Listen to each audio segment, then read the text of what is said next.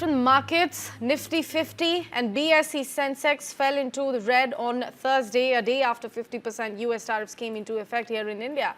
While Nifty 50 went below 24,550, BSE Sensex dropped over 600 points and later recovered slightly.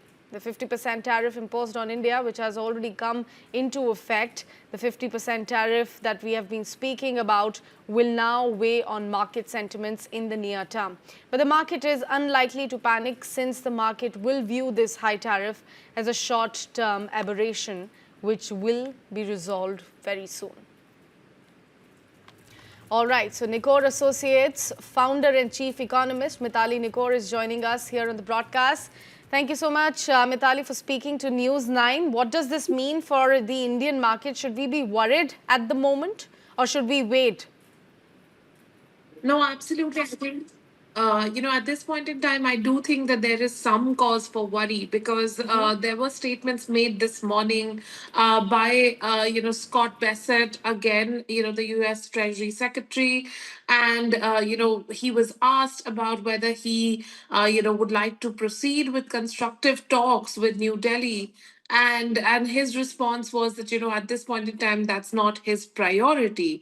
And in fact the rupee is at an all-time low against the dollar, and that's again something he mentioned in his speech as as being just a fact, as being not a worry for him. So I do think that the gloves are off at this stage, and if we look at the statements coming from Scott Bessent and Peter Navarro, it seems as though the Trump administration officials are making India out to be a sort of errant country in some way, and I do think that it will take some time for the Indian and US delegations to resolve this. And I do think that it is important at this point in time for traders, government, and everyone in India to brace for the impact and also to have a plan to manage and mitigate the impact.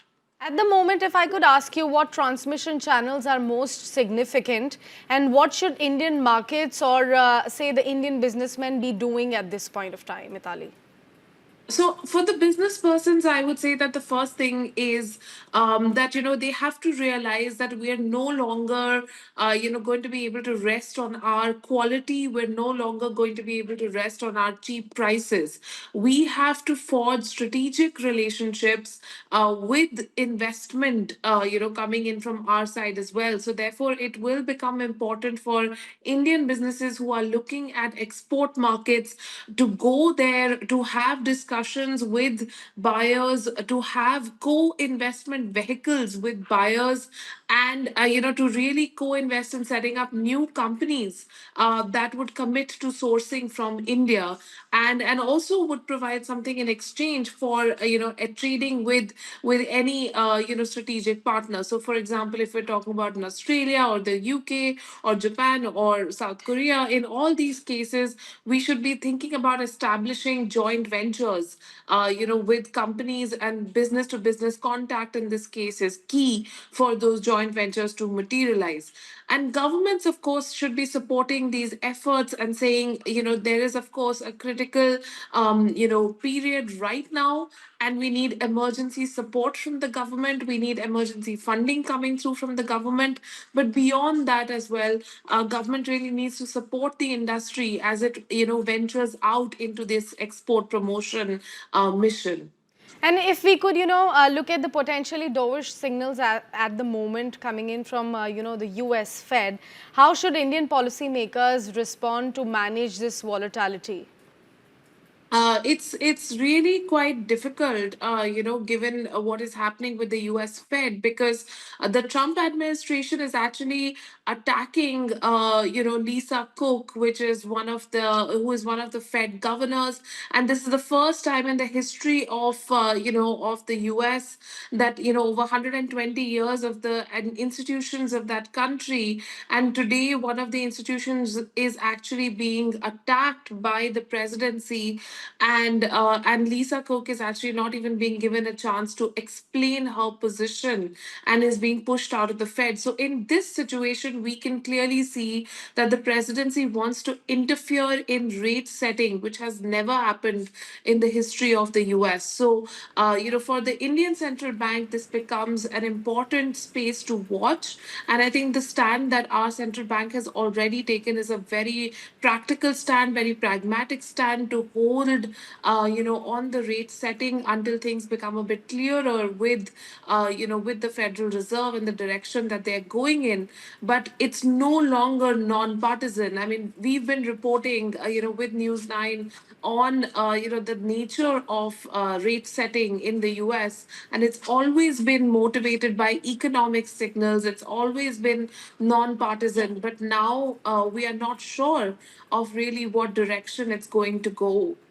Absolutely. Mitali, also, if I could understand from you, just for the better perspective for our viewers here, which sectors or stocks, as far as, economists' expertise here is concerned, could actually act as the stabilizer or for Indian equity markets in the near term? Is there any damage control that any of the stock can do at this point of given time? I think, when we look at the PSUs, that's definitely going to be one area where, of course, there's going to be much more stability. I do think that services sector stocks, while I know IT has been a little shaky at this point, but still we do expect services sector to have less volatility as compared to the manufacturing sector.